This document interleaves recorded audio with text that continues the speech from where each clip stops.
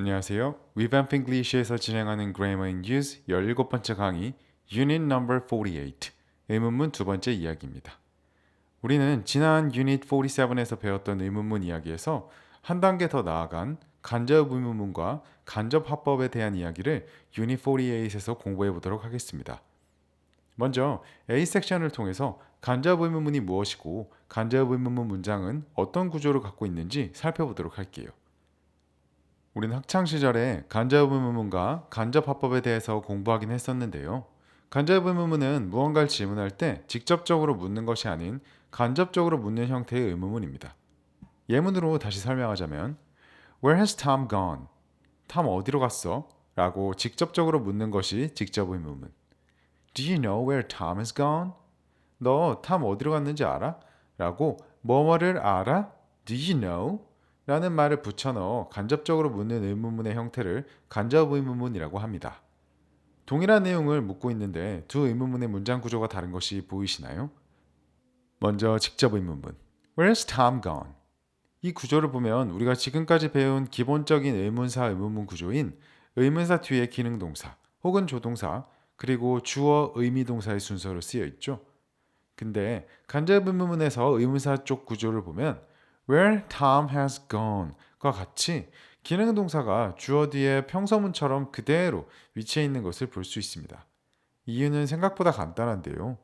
앞에 붙은 do you know에서 이미 기능 동사인 do 동사를 썼기 때문에 뒤 문장에서 다시 기능 동사를 앞으로 뺄 이유가 없기 때문입니다.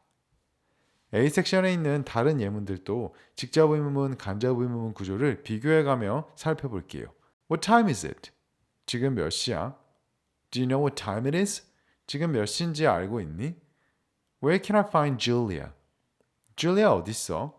Can you tell me where I can find Julia? Julia 어디 있는지 알려주실 수 있나요? How much will it cost?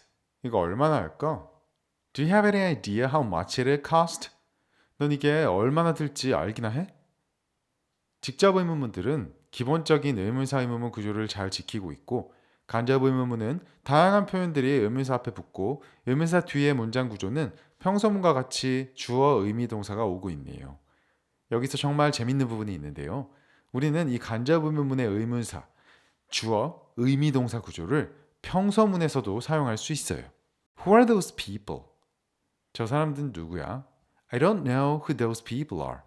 난 저 사람들이 누군지 몰라. Why did she leave early? 걔는 왜 일찍 갔어? I wonder why she left early. 걔는 왜 일찍 간 걸까? 어때요? 앞에 표현을 붙여주었고 의문사, 주어, 동사 이 구절을 문법적으로 조금 더 자세히 설명드리면 해당 문장들은 모두 명사를 목적으로 쓰는 위치에 의문사절을 쓴 것이다 라고 생각해 주시면 더욱 쉽게 응용할 수 있습니다. 의문사절은 의문사로 시작하는 절이라고 생각하시면 되는데요. 우리가 배웠던 의문사 what, when, who, whose, why, where, which, how를 사용해서 만들 수 있어요. Grammar News에 나와 있진 않지만 두 가지만 다른 예시를 보여드리도록 할게요.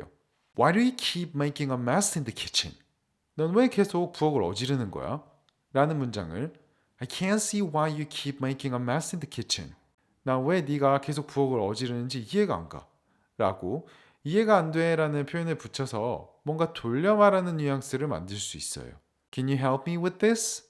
나 이것 좀 도와줄 수 있어? 라는 말을 I was wondering if you can help me with this.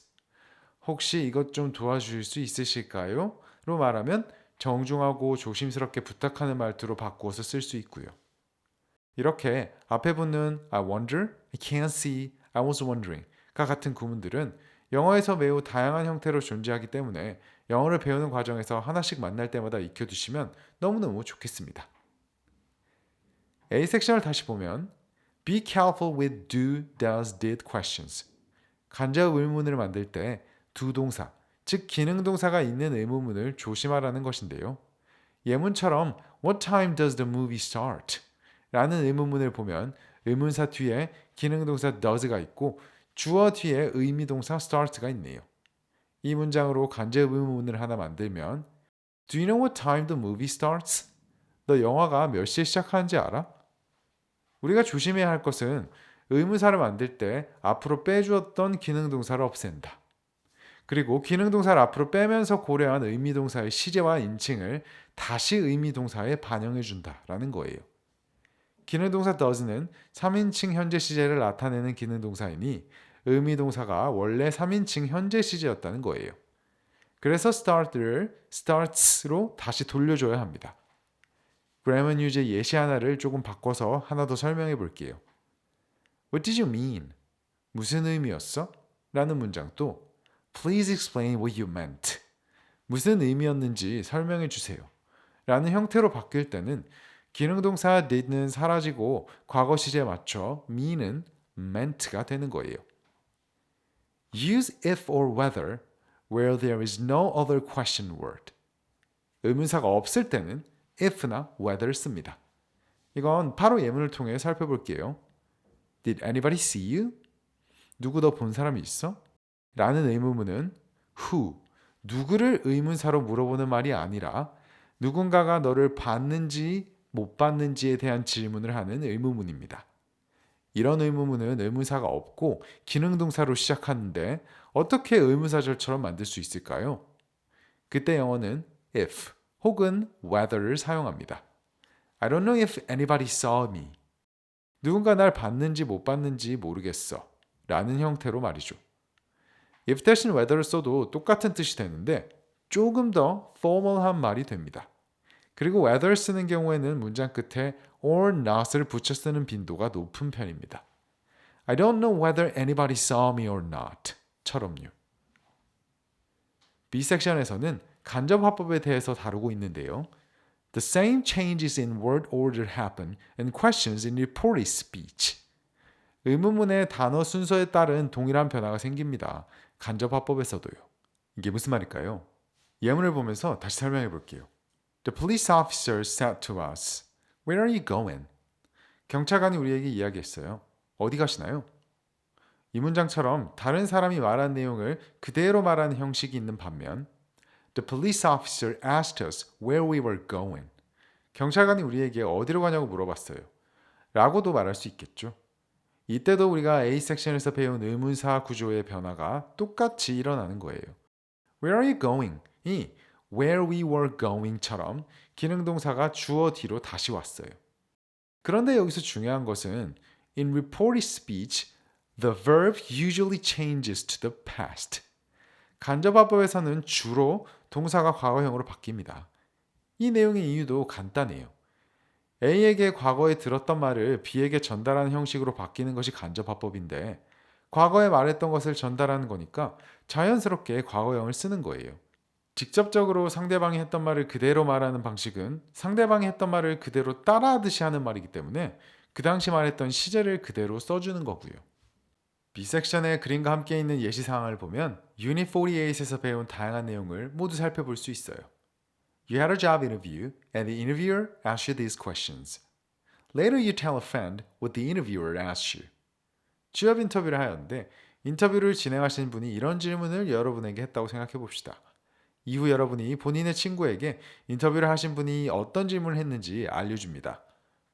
Are you willing to travel? She asked if I was willing to travel.